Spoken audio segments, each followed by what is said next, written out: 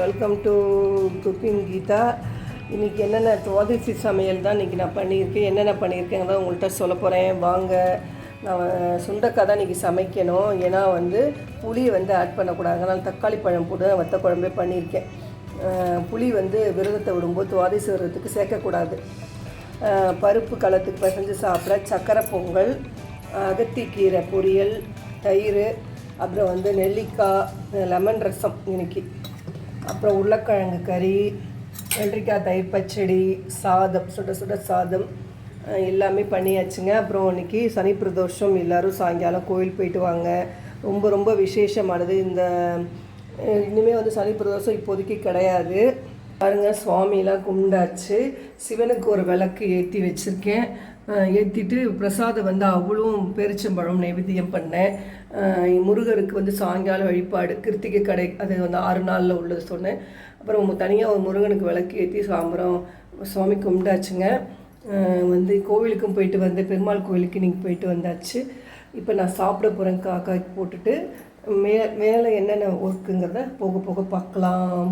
பாருங்கள், ஃபஸ்ட்டு காலம்பரம் போயிட்டு பெருமாள் கோயிலுக்கு போயிட்டு வந்தது. ஆஞ்சநேயருக்கு தங்க கவசம் போட்டிருந்தாங்க. ரொம்ப அருமையாக இருந்தது. அப்புறம் சாயங்காலம் மறுபடியும் சிவன் கோயிலுக்கு பிரதோஷத்துக்கு வந்தோம். நானும் என் ஃப்ரெண்டும் போனோம். உண்மையிலே பழங்காலத்து எப்படி தெரியுமா, இந்த கோவில் இந்த ஊரில் இருந்திருக்கேன்.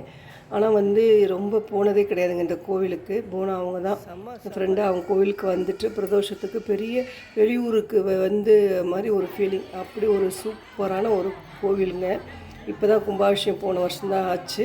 ஆல்ரெடி இது எங்கள் மாமனார் காலத்துலேருந்து இந்த கோவில் இருக்குது. பழங்காலத்து கோவில் தான். இப்போ தான் எல்லாம் முடிஞ்சு தீபாவளி பாருங்கள், சிவனுக்கு பிரதோஷத்துக்கு ஆகிட்டுருக்கு. சிவன் கோயிலுக்கு பிரதோஷத்தெல்லாம் முடிச்சுட்டு அப்படியே பெருமாள் கோயில் அவங்க பார்க்கலன்னு சொன்னாங்க. நான் பார்த்துட்டேன். அவங்க இன்னும் வைகுண்ட ஏகாதசி கூட போகலை. சரி, நான் சொன்னேன் சிவனை பார்த்துட்டு பெருமாளையும் பார்க்கலாம் பிரதோஷத்தில் அப்படின்னு சொல்லிவிட்டு, அப்புறம் அவங்களையும் அப்படி பெருமாள் கோயிலுக்கும் கூட்டிகிட்டு அங்கே கூடாரவள்ளி ஆண்டாளுக்கு திருக்கல்யாணம் அதை பார்த்துட்டு ரொம்ப ரொம்ப சந்தோஷமாக இருந்ததுங்க. இன்னைக்கு சனிக்கிழமை பொழுது ரொம்ப ரொம்ப ஹாப்பியாக இருந்தது. ரொம்ப மன திருப்தியாக இருந்தது. கோவில் சன்னதிக்கு போயிட்டு வந்துட்டாலே எவ்வளோப்பட்ட கஷ்டமாக இருந்தாலும் நம்மளுக்கு சரியாக போய் நாங்கள் குழந்தைங்கள்லாம் அப்படியே ஆண்டாள் அலங்காரம், அப்புறம் கிருஷ்ணர் அலங்காரம் என்னமா இருந்தது திரும்ப. அந்த குழந்தைங்கள பார்க்கும்போது தெய்வத்தை பார்க்குற மாதிரியே ஒரு கண்குள்ளாக காய்ச்சிங்க. மனசுக்கு ரொம்ப அப்படியே கண்ணு கலங்கி போச்சு. அந்த குழந்தைங்களாம் பார்க்கும்போது அப்படி ஒரு கண்கொள்ளா காட்சி. பாருங்கள், இந்த கூடாரவள்ளி ஆண்டாளுக்கு அலங்காரம் பண்ணி எல்லாம் சீர்வரிசையோடு எல்லாம் இருந்தது.